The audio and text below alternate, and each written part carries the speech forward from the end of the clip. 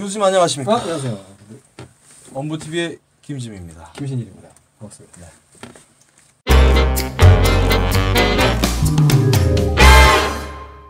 구독과 좋아요.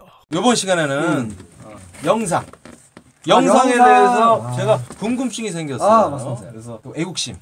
저희는 애국자들이니까 제가 궁금한 부분에 대해서 좀 여쭤볼 게 있어서 이런 자리를 마련을 했는데 요즘에 그 CF를 보면 아주 삼성 S20, S20 공격적인 마케팅을 하면서 잘 안 팔리나 봐요. 막 사진에 대한 어떤 막 강조, 저 멀리 있는 거를 뭐 100배를 당겨도 뭐 깨지지 않는다, 뭐 이런 식으로 이야기를 하는데 제가 여기서 궁금한 게 생겼어요. 제가 영상을 교수님한테 이제 배우기 전에 앞서서 제가 알기로는 카메라는 독일, 라이카, 짱이야, 뭐 이런 정도로 알고 있는데 감히 어떻게 우리 쓰리스타 그룹에서 삼성 샘숭이라고 그러죠. 외국 사람들은 샘숭 핸드폰이 아이폰보다도 더 발전된 과학적 기술을 핸드폰에 집어넣어 그런 걸 실현할 수 있었는지 그거에 대한 배경과 비밀을 알고 있죠. 역사와 뭐 이런 거를 좀 소개시켜 주시면 정말 사람들이 좋아하지 않을까. 그걸 알고 싶었습니다. 계속 이 자연스럽게 연결이 되나요? 그렇죠. 계속 우리 같은 맥락의 이야기인데 예술과 먹고 사는 것이 관계가 있냐? 졸라 관계가 있습니다. 지금 우리 같이 살고 있는 사회에서 지금 심지어는 우리 어른들도 페이스북이 없으면 못 삽니다. 어른들도 유튜브를 우리 어른들이 그냥 끼고 삽니다. 그럼요. 끼고 삽니다. 유튜브 없으면 못 살아요. 우리보다 더 많이 봐요. 그렇죠.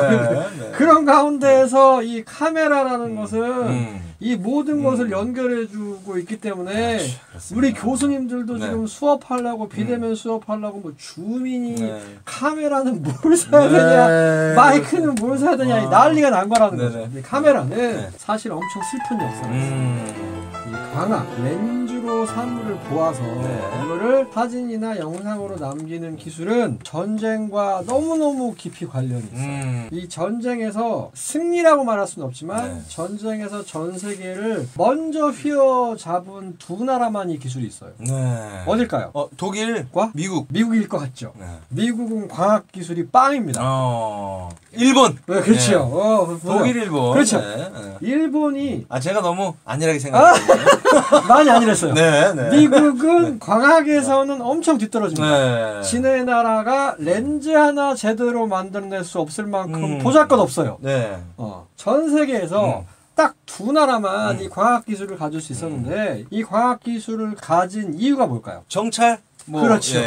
비행기에서 내려다보고 진주만이 어떻게 생겼는지 찍어와야 이토 히로부미나 이런 또라이들이 본국에서 그럼 어디를 때려 있고 지금 어디 항공모함이 했으니까 어디를 때려라라고 얘기를 할 수가 있거든요. 이게 광학 기술의 시초입니다. 그래서 깔 자이스라고 얘기하죠. 자이스가 전 세계, 제가 알기로는 전 세계 최초의 광학 기술을 개발하였고 필름이나 이런 것들도 독일에서 먼저 개발이 되었지만 이 두 나라가 전쟁을 하면서 힘을 합치잖아요. 상당 부분 이 광학 기술을 일본한테 전달을 해주는 것이죠. 일본의 미놀타라든지 아니면은 뭐 캐논, 니콘이 아마 제일 먼저 니콘이나 이런 회사들이 광학 기술을 받아들이고 그 광학 기술을 계속 발전시킨 것이 지금의 카메라가 된 것이라고 할 수 있는 것이죠. 그게 이제 전체적인 내용이고. 그런데 필름 기술에서만큼은 사실은 듀퐁사나 미국의 코닥사가 후발주자로 이제 사실은 렌즈는 그냥 수입해서 쓰면 되니까 근데 이 필름 기술은 미국이 전 세계에서 가장 강력하죠. 코닥. 코닥부터 시작해서 뭐 후지보다? 그렇죠. 뭐냐면은 후지는 후졌구나. 왜 후졌냐면 만약에 일본이 전 세계 일본과 독일이 세계 전쟁에서 이겼으면 필름도 가져갔을 거예요. 근데 이제 그 전까지는 필름 기술이 아니라 철판에 렌즈를 새긴다든지 혹은 햇볕에 이 상을 입힐 수 있는 그런 정도의 기술이 고작이었는데 전쟁에 지면서 과학 기술도 미국이 다 가져가고 필름 기술은 듀퐁이나 나일론 기술을 가지고 있는 미국이 발전할 수밖에 없었던 거죠. 폴리에틸렌이나. 그래서 이제 미국이 필름 기술이 발전을 해서 대부분 모든 렌즈를 일본에서 만들어서 전량 수입을 합니다. 그때 이제 자동차와 카메라가 일본에 뿌려지면서 일본이 돈을 엄청나게 벌게 되는 거죠. 자동차는 시빅. 그리고 이제 렌즈는 뭐 니코부터 시작해서 사실 우리가 좋아하는 마릴린 몰로가 들고 있는 카메라도 미국 카메라가 아니라 니콘 카메라. 독일은 고품질의 비싼 카메라, 라이커나 뭐 짜이스 같은 카메라를 개발했으면 미국은 독일의 카피 기술을 가지고 간 일본이 수출하는 렌즈에 자기네 나라 카메라 바디만 껴서 하는 이런 식으로 이제 발전이 된 거죠. 그렇죠. 그럼 그렇게 진행된 전쟁의 트로피 같은 뭐 이런 기술이 어떻게 샘숭까지 와서 우리 샘숭은 S20로 그렇죠. 국민들에게 세계 최고의 카메라 기술력을 가졌다고 선전을 하고 있는 그렇죠. 그거는 이제 우리가 알아야 되니까. 그렇죠. 근데 그 이제 기술이 3D 프린터라든지 반도체를 만들 수 있는 세부광학. 세부공학은 전 세계 우리나라가 최고죠. 근데 우리나라 손기술이 너무 좋기 때문에 독일 사람들은 손기술이 좋긴 하지만 작게 만드는 것은 한계가 있고 동양인들이 더 세부적이기 때문에 그래서 아이폰에는 심지어 우리나라 분이 수출을 해요. 렌즈는. 그 정도로 우리나라가 발전을 했거든요. 그래서 아까 이제 고부가가치 산업에 대한 이야기를 한 건데 이병철 씨가 우리나라의 오파상이었어요. 그러니까 이 사람은 여기에 없는 물건을 저기에 가져다가 이 사람들은 이게 얼마큼 비싼지 모르니까 돈을 왕창 붙여서 팔아먹는 근대산업의 기프티몰에서 자본을 엄청나게 만든 자본가였어요. 근데 이 자본가가 설탕도 가져다가 뭐 팔아먹고 뭐 이것도 저것 갖다 팔아먹고 우리나라가 이제 아무것도 모르니까 다 팔아먹었는데 이제 팔아먹다 보니까 앞으로 계속 팔아먹을 거를 가져다가 내가 해야 되겠다라고 해서 관심을 가진 게 뭐야? 컴퓨터와 카메라였어요. 요 두 개는 앞으로 분명히 돈이 되겠다라고 했는데 독일을 가려니 너무 멀어. 말도 안 통해. 분명히 안 줄 거라고. 동양인들 얼마나 무시하는데. 그래서 일본에 가서 일본에서 이제 그 중에 제일 잘 나가는 뭐 니콘이나 캐논 이런 데 건드릴 수 없으니 펜탁스, 콘탁스 이런 데 건드릴 수 없으니 콘탁스 독일 거구나. 에이, 뭘 어디를 좀 건드릴까 딱 봤는데 가장 비실비실대던 기업이 있었어요. 60년대. 니콘, 캐논, 뭐 펜탁스 이런 회사가 너무 잘 나가는데 후지. 근데 저기서 기술은 제일 좋은 기술 칼 자이스의 렌즈 기술을 가지고 있는 미놀타라는 회사가 빌빌빌빌거리고 있는 거야. 그래서 돈이 있으니까 일본에 딱 가가지고 그럼 내가 미놀타를 살게 사가지고 갖고 옵니다. 근데 우리 이제 한국에서 만들 수가 없잖아. 한국에서 만든 것처럼 해가지고 삼성 미놀타라는 말도 안 되는 브랜드를 만들어주는 거죠. 삼성도 아니고 미놀타도 아니고 그냥 미놀타 카메라에 삼성 마크를 하나 박아. 그래서 이게 자기 카메라다. 이렇게 해서 만든 거죠. 예전에 뭐 대우 아카디아 같은 거거든요. 그런 거죠. 대우 아카디아나 삼성 미놀타 그런 게 옛날에 많았죠. 만들어서 그대로 미놀타에서 가장 국민한테 많이 팔아먹은 모델 700인가? 몇 가지 모델이 있는데 그 카메라를 그대로 갖고 와서 여기에 삼성만 가져와서 파는 거죠. 근데 다 성공한 게 아니에요. 나라가 너무 못 살다 보니까 이걸 그대로 갖고 왔지만 엔하와 원화 차이가 너무 많이 났어. 이 카메라가 대중적이지가 않은 거야. 일반 사람들은 즐길 수가 없어.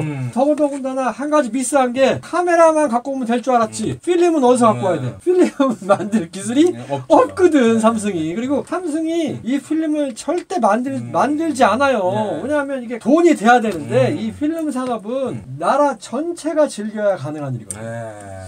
정리하자면 독일과 일본도 나라가 부강하고 돈이 많아야 현상을 해서 사진을 만드는 것은 돈이 되게 많이 드는 거예요. 그리고 필요 없는 비용이 들어가고 환경을 굉장히 오염시키는 일이에요. 생각을 해보세요. 필름이 햇빛을 받으면 변합니다. 그러면 여기에 이제 카메라가 있고 카메라 렌즈가 있고 카메라 상이 여기 맺히고 열었을 때 이 상이 맺히는 것을 감아서 빛이 안 들어가게 해야 돼요. 그러면 집에서 할 수가 없어요. 여기 현상소에 맡기면 현상소에 가서 암실에서 필름을 다 풀어가지고 중화를 시킨 다음에 이 필름이 다시 말려가지고 그걸 인화제에 놓고 인화제에다가 빛을 투영을 시켜서 다시 또 그걸 현상을 해야 된다. 이거는 후진국에서는 불가한 일이에요. 그래서 이 필름을 만드는 독일도 많이 만들죠. 독일도 아그파나 네. 몇 개 안 돼요.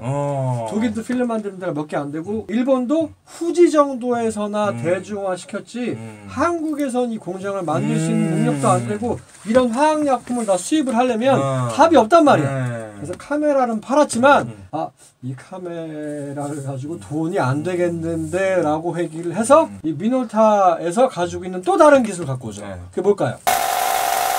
복사기입니다. 제록스. 그렇죠. 네. 그 제록스인데 후지 제록스. 네, 후지 제록스. 후지에서 제록스에서 가지고 있는 그 기술만 받아들여서 삼성 프린터, 삼성 복사기, 한솔 재지 이런 것들만 만들고 카메라의 정말 핵심 기술인 인화 기술은 발전시키지 않는 거죠. 그렇다고 해서 이 회사를 없앨 수는 없기 때문에 일본에서 미노타가 완전히 사라진 이후에도 그 기본 기술은 가지고 있었죠. 이 기술이 이병철 때 꽃이 핀 게 아니라 사실은 이건희 때 꽃이 펴요. 그래서 미노타를 완전히 없애버리고 그 좋은 깔자이스 렌즈니 미노타에서 만들어졌던 수많은 렌즈를 이병철이 사장을 시킵니다. 일본에서 가져온 기술이긴 하지만 돈이 안 돼서 사장돼 버린 거죠. 그래서 사실은 일본의 3대 기술인 미노타 렌즈와 미노타 카메라의 기술이 한국이 완전히 넘어와서 사장되는 아주 국위선양을 하는 역할을 하는 거죠. 되게 애국자시네. 애국자이신 거죠. 돈이 안 되면 일본의 원천 기술을 그렇죠. 버려버렸다. 일본의 원천 기술 돈이 안 되면 없앤다. 네네. 아주 자본주의에 맞는 탁월한 자본주의적인 선택을 한 거죠. 근데 이게 언제 빛이 나느냐? 디지털 기술이 아까 그랬잖아요. 반도체 기술을 일본에서 배워와서 반도체 기술을 만들다 보니까 램 기술이 발전을 했어. 램 기술이 발전을 하고 반도체 기술이 발전을 하다 보니 디지털로 넘어온 이 후진국들은 필름을 만들었어요? 못 만들었어요? 못 만들죠. 못 만들었죠. 근데 우리 드디어 하두리 시절이 돌아오고 하두리 시절 아프리카 싸이월드 시절이 돌아오면서 그때 유행했던 게 뭐예요? 디카거든. 디카를 일본에서 먼저 만들기 시작해요. 후지 카메라에서 디카를 만들어서 대박을 칩니다. 근데 후지 카메라는 렌즈 기술이 후져요. 후지긴 하지만 얘네는 센서 기술 아까 다시 얘기했지만 필름이었죠? 필름을 무한대로 산을 만들 수 있게 만드는 시모스 센서. 소니에서 시모스 센서라고 얘기하는데 각자 회사마다 CCD 이 CCD 기술이 발전을 하면서 이제는 필름이 없어도 찍어서 디지털로 만들 수 있는 JPEG, PNG 기술이 발전을 하면서 삼성이 가지고 있던 저기 지하실, 삼성 창고 지하실에서 썩고 있던 방업 기술이 빛을 나기 시작하는 거죠. 삼성이 뭘 만들어요? 캐녹스라는 카메라를 만들면서 미놀타가 가지고 있던 렌즈 기술을 넣고 후지나 이런 데서 로열티를 주고 사온 센서를 집어넣어 삼성이 만드는데 삼성이 엄청나게 히트시킨 카메라가 몇 개 있어요. 그 카메라가 소니나 지금 니콘 카메라보다 더 좋은 카메라가 되는 거죠. 왜냐하면 삼성이 반도체를 만드니까. 반도체 기술 중에 하나, 핵심 기술이 하나인 센서 기술이 있어서 그 미놀타 카메라의 렌즈와 삼성의 센서가 합쳐져서 디카 시장을 삼성이 전 세계를 휘어잡기 시작하는 거예요. 그런데 이게 또 업그레이드 되려면 또 깊어집니다. 디카까지는 해먹었단 말이에요. 근데 이걸 가지고 발전시키자니 돈이 너무 많이 들어가요. 그리고 곧바로 돈이 안 돼.